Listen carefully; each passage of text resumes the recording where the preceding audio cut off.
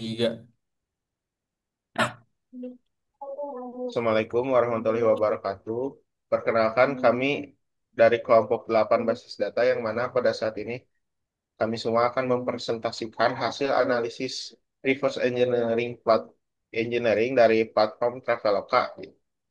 Nah, pada yang kita analisis di sini tuh kita menganalisis di sistem pemesanan yang mana terintegrasi dengan penerbangan dan juga akomodasi gitu. Nah, yang selanjutnya di kelompok 8 juga terdiri dari 3 orang. Yang pertama tuh ada saya sendiri, yaitu Agus Ramdhani. Kemudian ada Ali Permana dan Danu Juwana. Boleh ke bawah? Nah, mungkin untuk penjelasan pertama akan dijelaskan oleh Danu. Mangga, Danu, dipersilakan. Oke, terima kasih Agus.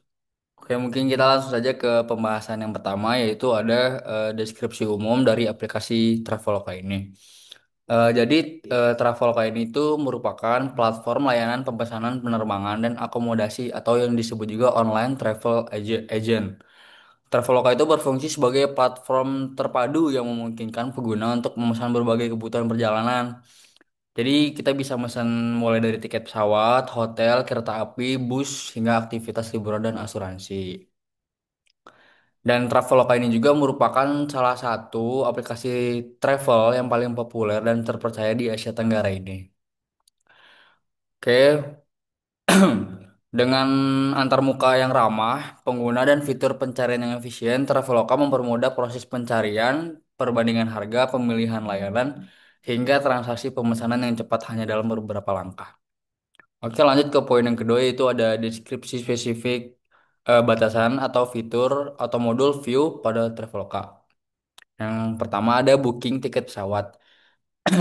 Deskripsi fitur. Fitur booking tiket pesawat ini pada aplikasi Traveloka memungkinkan pengguna untuk mencari, membandingkan, dan memesan tiket penerbangan dari berbagai maskapai domestik dan internasional. Halaman ini memberikan pengalaman interaktif bagi pengguna untuk memilih rute, tanggal keberangkatan, jumlah penumpang, hingga filter berdasarkan harga, durasi, maskapai, dan waktu keberangkatan. Setelah proses pemesanannya selesai, etiketnya disimpan secara digital dan dapat diakses kapan saja melalui aplikasi ini. Kemudian kita ke proses atau rule yang dilakukan user. Yang pertama yaitu user membuka halaman pemesanan tiket pesawat. User memasukkan rute perjalanan, asal dan tujuan, tanggal dan jumlah penumpang. Kemudian user menyaring hasil pencarian berdasarkan harga, maskapai, durasi atau jam keberangkatan. Kemudian user memilih penerbangan dan mengisi data penumpang. Kemudian user melakukan pembayaran dan yang terakhir user menerima etiket yang tersimpan di aplikasi. Kemudian lanjut ke data flow. Di sini ada beberapa poin yaitu yang pertama ada pengguna memasukkan data pencarian, rute, tanggal, jumlah penumpang, kemudian sistem mengirim permintaan ke database atau API maskapai. Kemudian sistem menampilkan hasil penerbangan berdasarkan parameter pencarian. Kemudian jika pengguna memilih penerbangan dan melanjutkan pemesanan, sistem menyimpan data pemesanan ke server. Kemudian yang terakhir ada sistem memproses pembayaran dan mengirim etiket ke email dan halaman profil pengguna. Kemudian bagian yang memproses. Pertama ada front end menyediakan UI atau user interface, pencarian dan pemesanan tiket, validasi input pengguna. Kemudian back end Traveloka yang mengelola logika pencarian, pemesanan, pembayaran dan integrasi dengan maskapai. Dan poin terakhir ada database untuk menyimpan data pengguna, riwayat pemesanan dan informasi penerbangan. Kemudian ke poin E, yaitu data yang diinput, lokasi asal dan tujuan penerbangan, tanggal keberangkatan dan kepulangan, jika pulang atau pergi, jika pulang pergi. Kemudian ada data jumlah penumpang, kemudian data penumpang, nama, tanggal lahir, identitas, dan lain-lain. Kemudian yang kemudian yang terakhir ada data metode pembayaran. Kemudian ini ada data yang diproses. Kalau tadi di input, sekarang yang diproses yaitu ada pencarian penerbangan berdasarkan input user, filter dan sorting hasil pencarian, kemudian verifikasi data penumpang dan pembayaran, kemudian penyimpanan data pemesanan. Kemudian data yang di retrieve yaitu data penerbangan dari database atau API maskapai, harga tiket maskapai, waktu keberangkatan dan durasi, kemudian etiketnya sudah dikonfirmasi, kemudian status pemesanan pembayaran. Oke, kalau yang tadi booking pesawat, sekarang kita ke poin yang booking hotel. Yang pertama ada deskripsi fitur dulu. Jadi fitur booking hotel pada aplikasi Traveloka ini memungkinkan pengguna untuk mencari dan memesan akomodasi seperti hotel, villa, apartemen, dan penginapan lainnya. Kalau yang tadi pesawat, kalau ini penginapannya. Kemudian halaman ini juga dilengkapi dengan filter lokasi, harga, fasilitas, dan ulasan pengguna. Selain itu, terdapat juga fitur bundling seperti Smart Combo untuk memesan hotel dan tiket pesawat sekaligus, serta berbagai pilihan pembayaran termasuk bayar di tempat untuk properti tertentu. Kemudian lanjut ke proses atau rule yang dilakukan user. Yang pertama yaitu ada user membuka halaman pencarian hotel, user mengatur filter pencarian, lokasi, harga, fasilitas, dan rating. Kemudian user membaca ulasan dan memilih akomodasi. Kemudian user memilih jenis kamar dan tanggal menginap. Kemudian user menyelesaikan pembayaran atau memilih bayar di tempat jika tersedia. Dan yang terakhir user menerima voucher hotel di aplikasi atau email. Kemudian ini ada data flow-nya. Pengguna memasukkan lokasi dan tanggal menginap, sistem mengambil data hotel dari database atau API penyedia, kemudian sistem menampilkan hasil pencarian yang dapat difilter, kemudian pengguna memilih hotel dan kamar lalu melanjutkan ke pembayaran, kemudian sistem menyimpan pemesanan dan mengirimkan voucher digital. Kemudian ke poin bagian memprosesnya. Front end untuk menampilkan hasil pencarian, filter detail hotel dan form pemesanan. Backend Traveloka yang memproses pencarian, kalkulasi harga dan transaksi, kemudian database atau partner API yang menyimpan data hotel, ketersediaan kamar, ulasan dan harga. Kemudian ada pula data-data yang diinput, yaitu ada lokasi tujuannya, tanggal check-in dan check-outnya, jumlah tamunya, data tamu, nama atau dan kontaknya, kemudian metode pembayarannya.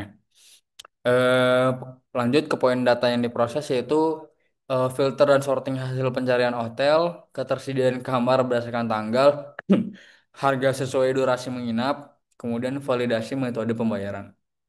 Kemudian ini ada data-data yang di-retrieve yaitu ada data daftar hotel dan kamar tersedia, ada data informasi hotel, alamat, fasilitas, rating, ulasan, ada data detail harga dan promosi, kemudian yang terakhir yaitu data voucher hotel dan digital.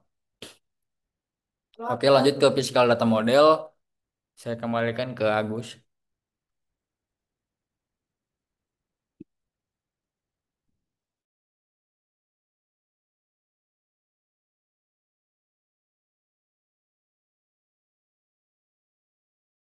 Oke, baik. Terima kasih kepada Danu yang telah menjelaskan. Mungkin selanjutnya di sini ada physical data model gitu yang mana akan dijelaskan oleh Aldi. Mangga Aldi dipersilakan. Kamu Gus, saya terakhir bagiannya. Oh iya, lupa ya. Siap, siap. Oke, baik. Di sini ada physical data model gitu yang mana physical data model sendiri itu tuh ini tuh acuannya tuh adalah yang mana pada awal physical data model ini terdiri dari 7 tabel gitu. Yang mana fungsinya sendiri dari physical data model itu untuk memodelkan suatu proses atau alur yang nantinya tuh akan berjalan di aplikasi yang akan dibuat. Yang mana di sini sendiri boleh diperbesar nu terus terus terus. Nah, yang mana di sini tuh ada tabel pertama yaitu tabel hotel. Yang mana tabel hotel ini sendiri juga berisi beberapa field gitu. Nah, apa sih fungsinya daripada field-field dan tabel ini? Yang mana ini tuh digunakan untuk nantinya menyimpan suatu proses yang digunakan untuk menjalankan alur aplikasi. Contoh di sini ada name, address, city, rating, facilities, price per night. Yang mana nama-nama itu adalah nama-nama yang nantinya tuh harus dimiliki oleh hotel. Hotel pasti memiliki nama. Semisal contoh di sini hotelnya tuh hotel Graduation, alamatnya tuh di Ujung Baru, Kota Bandung. Ratingnya misalkan 5. Fasilitasnya seperti apa. Terus harga per malamnya itu segimana. Nah, data-data itulah yang nantinya akan dimasukkan ke dalam tabel ini. Begitupun dengan tabel-tabel lainnya seperti tabel flight, user, room, booking, passenger, serta hotel booking. Sama fungsinya itu untuk menyimpan data dan melihat alur proses pertukaran datanya itu seperti apa. Contoh di sini kan ada PK atau primary key dan FK atau virgin key yang mana FK sendiri itu berfungsi untuk menghubungkan satu tabel dengan tabel lainnya. Contoh di sini, hotel memiliki hubungan dengan tabel room, yang mana room di sini menyimpan hotel ID. Jadi si hotel ID sendiri itu mencakup isi daripada semua field yang ada di tabel hotel seperti itu. Lanjut.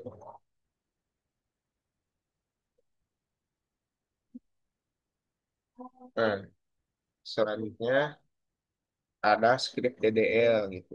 Yang mana script DDL ini sendiri ada implementasi daripada PDM tadi yang di atas. Nah, jika sudah masuk ke DDL, berarti sudah masuk ke database ranahnya. Nah, di sini kita bisa melihat hubungannya secara jelas gitu. Hubungan dari tabel booking, tabel user, dan tabel hotel booking. Yang mana di sini hubungannya tuh terjalin dengan user ID dan booking ID. Jadi tabelnya tuh bisa nyambung. Nah, jika kita lihat gitu di penjelasan scriptnya di sini, untuk ID-nya sendiri itu auto increment yang mana berarti auto increment itu sistem secara otomatis menambah angka ketika si user itu dibuat. Contoh, semisal ada 8 user yang membuat akun secara langsung secara bersamaan. Si si auto increment itu berfungsi untuk membuatkan ID-nya itu secara auto sesuai dengan namanya auto increment. Jadi langsung menambah jika ada yang 10 berarti semisal awalnya tuh ID-nya tuh cuma sampai 180, nambah 5 user berarti jadi ID-nya tuh nanti jadi sampai ke 185 seperti itu untuk auto increment. Terus kedua ada email dengan tipenya tuh unik yang mana berarti si email ini tuh harus berbeda dari kebanyakan email-email lainnya. Soalnya di sini si emailnya itu diterapkan label unik. Seperti itu. Ke bawah lagi, Di. Oke, nah di sini untuk table flight sama seperti table pada user tadi di atas gitu. Mungkin yang dari scriptnya, mungkin yang membedakan tuh isi-isinya. Tapi jika kita lihat dari hubungan tabelnya, bawah, Di. Nah, di sini hubungannya juga sama. Kan tadi itu di PD physical data model tuh kan ada yang namanya FK kan. Nah, di sini FK-nya tuh bisa kelihatan jelas yang mana room ID dimiliki oleh booking underscore ID itu. Room ID memiliki hubungan dengan room ID. Kita bisa melihat panahnya gitu di situ. Nah, jadi fungsi daripada foreign key itu salah satunya itu untuk menghubungkan. Jadi, jika kita ingin mempunyai suatu data dari tabel tertentu, maka apa yang kita lakukan? Cukup ambil foreign key-nya dan masukkan ke tabel yang sekiranya butuh data tabel tersebut seperti itu. Lanjut, Di. Hmm, untuk tabel booking ini sendiri, untuk dari segi scriptnya sama, cuman di sini ada perbedaan yang mana jika kita lihat di sini pada booking date itu ada nilainya tuh current time stamp yang mana berarti artinya si nilai booking date-nya tuh di apa di set man di set otomatis dengan waktu default pada saat dia melakukan booking. Jadi maksudnya itu seperti ini. Ketika dia melakukan booking di jam 1.20 maka si sistem auto mengenerate ketika booking itu dibuat itu jam 11.20 seperti itu. Jadi mengikuti waktu kepada saat si user itu melakukan booking. Nah, untuk sisanya mah sama saja. Oh iya, di sini tuh ada tuh foreign key user underscore ID reference reference ke tabel user underscore ID. Nah, ini salah satunya tuh ini tuh untuk menghubungkan kedua tabel agar memiliki hubungan seperti itu. Lanjut, Di.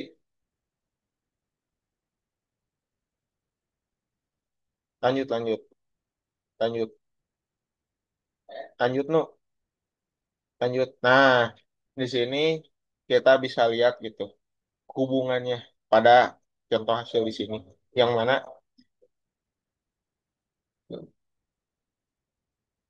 mana booking tabel booking memiliki hubungan dengan tabel passenger gitu.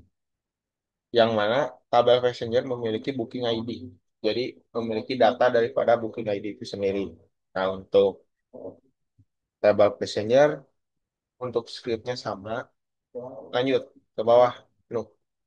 Nah, sini sama kurang lebih untuk tabel itu scriptnya tuh sama. Yang membedakan tuh hanya hubungan antar tabel itu sendiri yang membedakan. Contoh kayak tadi table table rooms dengan table passenger. Yang membutuhkan data daripada table rooms itu yang mana? Jika yang membutuhkan datanya tuh si table room, maka si ID daripada passenger primary key-nya tuh akan berganti menjadi forwarded key di tabel room seperti itu. Lanjut, no. Terus untuk selebihnya sama, ini pun sama, terus terus terus. Ke atas, ke atas, ke atas. Nah, ini untuk hubungannya kelihatan.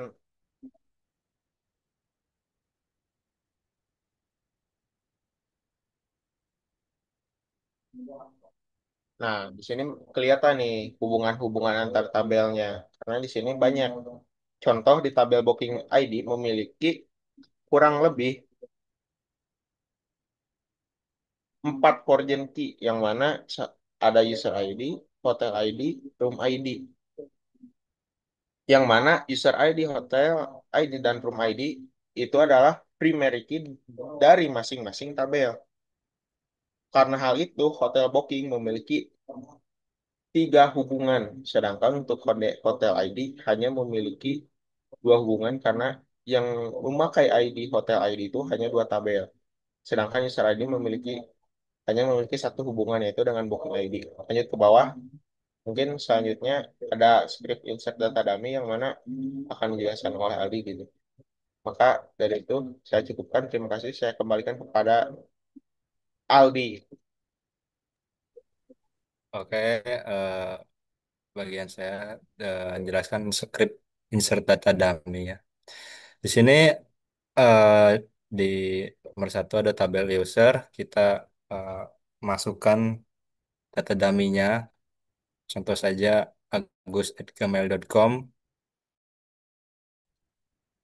terus eh, passwordnya Agus123, full namanya Agus, dan ponnya nama nomor HP-nya gitu ya 081234567000 dan sampai Aldi dan Danu terus sama. Nah, nanti akan nanti dulu no, itu akan menghasilkan kalau misal nanti ditampilkan nanti akan jadi seperti itu, ada user ID, email, password, full name, dan nomor HP. Terus lanjut ke tabel flight. Eh, di sini insert info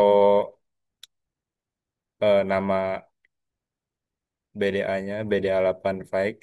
Di sini ada airline, origin, destination, departure time, arrival time, price, dan duration.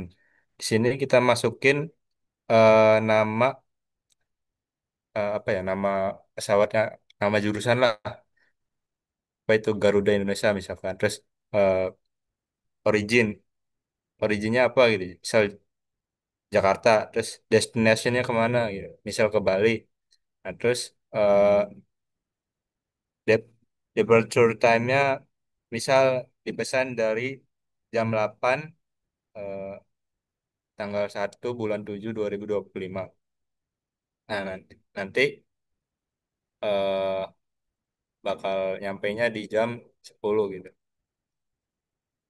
Terus ada price, di situ ada tabel harganya, masukin data harganya, sama durasinya berapa menit gitu. Terus ke bawah ada tabel hotel, di situ ada kita masukkan nama hotelnya, kemudian alamatnya, terus kotanya apa, ratingnya berapa, fasilitasnya apa saja, dan harga per malamnya berapa. Misal Hotel Bali Sunset namanya, terus alamatnya di Jalan Sunset Road nomor 88, Kota Bali, ratingnya 4,5, fasilitasnya eh, full wifi, breakfast, dan lain-lain bisa ditambahin juga. Terus harga per malamnya sekitar 750.000. Oke, lanjut ke tabel booking. Itu kita masukin user ID, hotel ID, room ID, check-in, check-out, guest count, status, booking date, payment method, total price, dan voucher URL. Kita eh, masukin ke bawah, ke bawah ini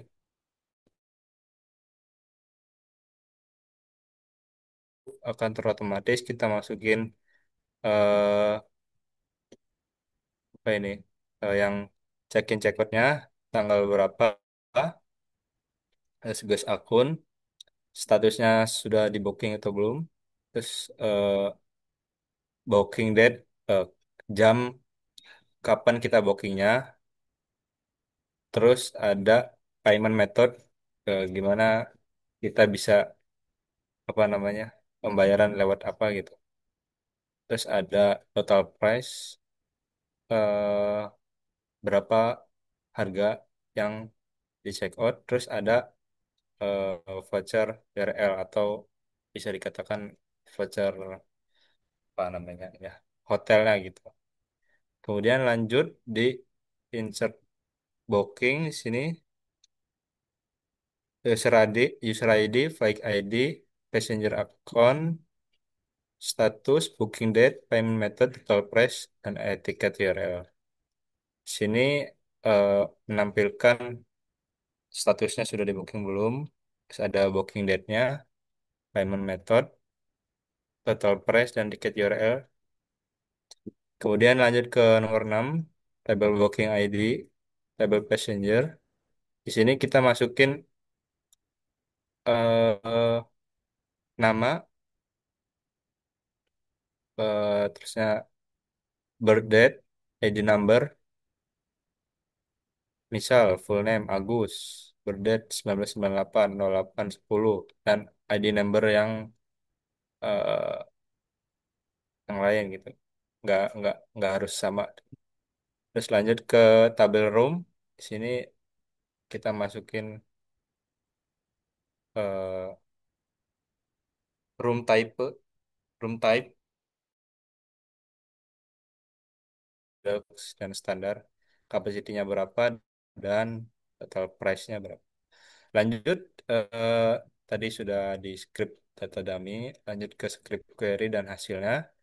Kita akan nampilin semua data penerbangan dari Jakarta tanggal 1 Juli 2025. Select from BDA 8 flight, where origin, eh, Jakarta, dan destinasinya kemana, ke Bali.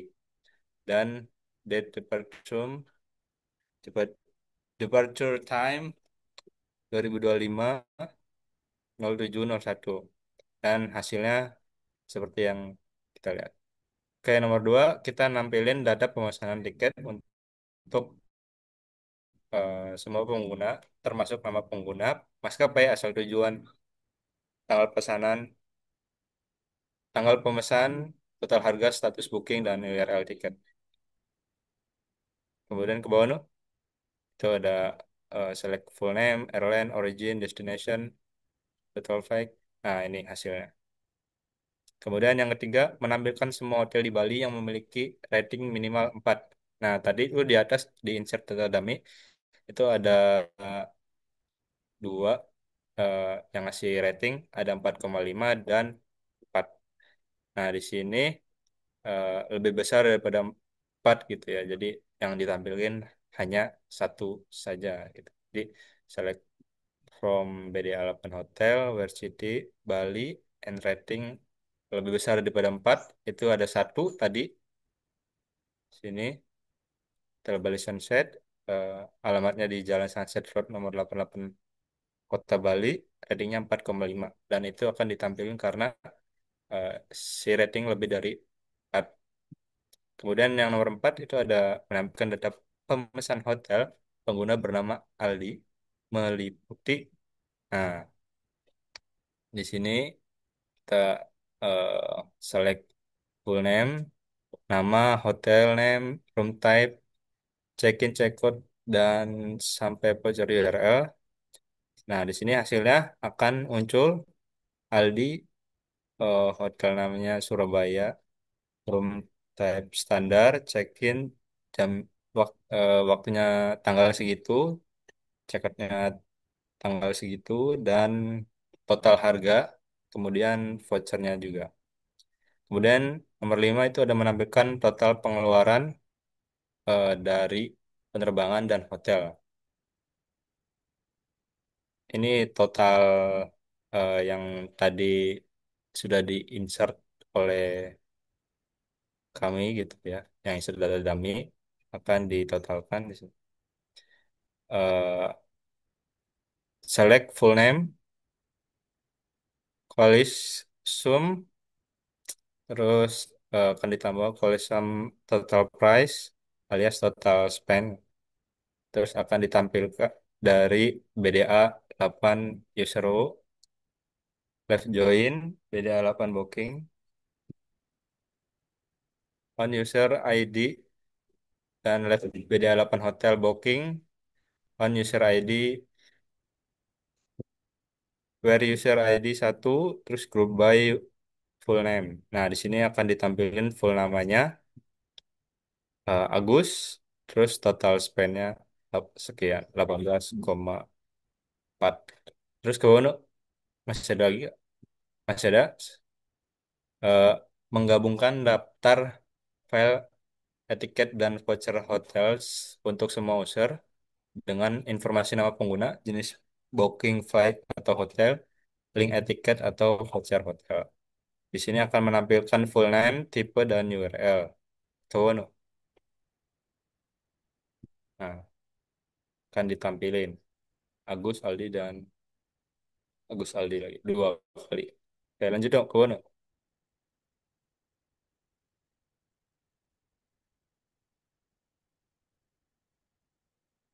Lanjut, lanjut. Oke, yang terakhir mungkin ya. Enggak. Yang ketujuh. Yang ketujuh. Nampilin jumlah total booking pesawat untuk masing-masing maskapai. Nah, di sini akan gabungin oh ya, jumlah total total booking ya. Dari select airline, terus count as total booking. Sini akan menampilkan airline-nya dan total bookingnya. Ada Garuda Indonesia, total bookingnya 2. AirAsia, total bookingnya 2. Kemudian menampilkan jumlah total booking untuk masing-masing hotel. Tadi pesawat, sekarang hotel akan eh, nampilin hotel name-nya dan total bookingnya. Tadi hotel Bali Sunset ada 2 bookingan, terus ada yang kedua Surabaya 2 bookingan. Oke, mungkin dari saya cukup segitu. Saya kembalikan ke Agus. Ya baik, terima kasih kepada Aldi atas pemaparannya. Mungkin sekarang untuk kesimpulan mungkin ya, melalui analisis sistem dan reverse engineering pada platform Traveloka, yang mana setelah kita memahami serta memetakan struktur basis data dan melihat seluruh proses pemesanan penerbangan serta akomodasinya, jadi aplikasi Traveloka itu dirancang dengan alur yang memang cukup efisien gitu. Serta antar mukanya juga, jika kita lihat dari segi tampilannya juga ramah untuk pengguna, yang mana memungkinkan integrasi layanan seperti pemesanan tiket, pesawat, dan hotel hanya dalam beberapa langkah saja seperti yang tadi dijelaskan. Nah, untuk proses utamanya juga seperti pemesanan tiket dan hotel juga yang mana telah dianalisis juga gitu oleh kita mulai daripada input data, alur proses sistem, hingga data yang diproses dan ditampilkan kembali kepada pengguna sebagai tampilan gitu. Nah, selain itu juga perancangan skema basis data fisik pembuatan tabel seperti DDL atau Data Definition Language dan implementasi data dummy juga menunjukkan gitu. Jadi kita tuh bisa melihat gitu keterkaitan logis antara setiap entitas yang adanya tuh seperti yang tadi ada user, ada penerbangan, pemesan hotel dan kamar, hingga bahkan ke voucher juga kita bisa melihat hubungan antar labelnya itu seperti apa gitu. Bagaimana ke semua tabel itu bisa terhubung itu kita bisa lihat. Nah, jadi secara keseluruhan gitu, dari tugas ini itu membuktikan bahwa si perancangan sistem itu baik yang mampu mendukung kompleksitas layanan dalam aplikasi yang skala besar seperti Traveloka, serta mempermudah juga pengambilan keputusan berdasarkan data yang tersimpan secara struktur, gitu. Jadi kita bisa melihat dari tugas ini tuh bahwa ya aplikasi-aplikasi besar tuh mengumpulkan datanya itu terstruktur dan juga efisien gitu dalam setiap langkah-langkahnya. Tidak ada langkah-langkah yang sifatnya itu terbuang gitu. Mungkin cukup sekian presentasi dari kelompok 8. Terima kasih bila ada salah kata atau salah ucap. Wassalamualaikum warahmatullahi wabarakatuh.